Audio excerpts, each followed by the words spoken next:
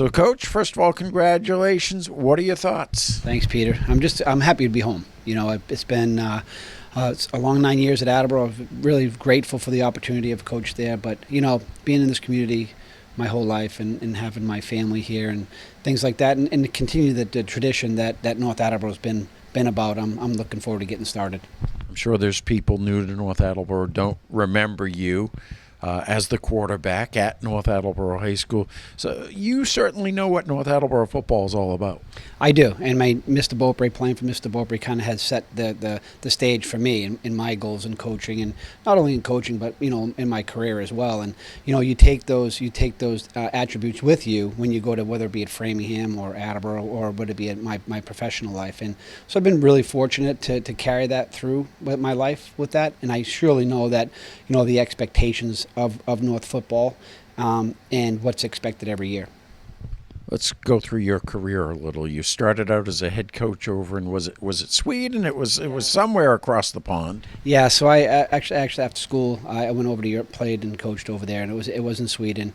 But I got to travel. Met your wife. Met my wife. Got to travel throughout out Europe, and met Tom Bass. Tom Bass was the vice president of player personnel for the Patriots, and he actually coached in France. And that's how I came back and did the internship with the Patriots in '94.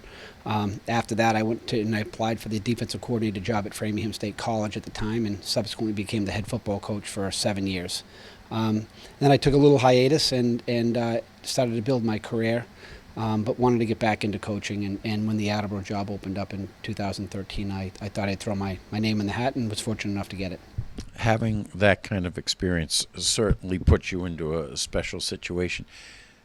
You've coached adults, you've coached college kids, coaching high school kids, first at Attleboro, now at North Attleboro.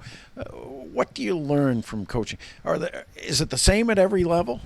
Yeah, I mean, I started with the youth program too. I think you kind of learn the differences between youth and high school and college. I think it's the expectation of the athlete. I think in talking about what you learn here at North Attleboro, that does set the benchmark for what you take to, no matter what program that is, at the youth program, at the high school level or the college level. There's a discipline around the program, there's an expectation around the program. So I think it's just how much the athlete knows at each level, but how you structure the practice, how you structure the program is the same. I know you've had a chance to meet with next year's captains, next year's seniors. How did that go? Went great. What a great leadership group with Nate, Greg, and Zach. They have their focus is right. The senior class has got some big expectations for themselves, and they're all ready to get to work. And that's what's exciting for me, is that to build off their energy and their desire and their goal setting is something that I'm looking forward to getting starting with. I know one thing that's very important to you. You're not a teacher, so you're not teaching in school every day, but you'll actually have an office in North Attleboro High School. Yeah, so I asked for that. I think it was very important for me to have the kids, be able to come in and sit down and talk to us and be available. I think that's really important.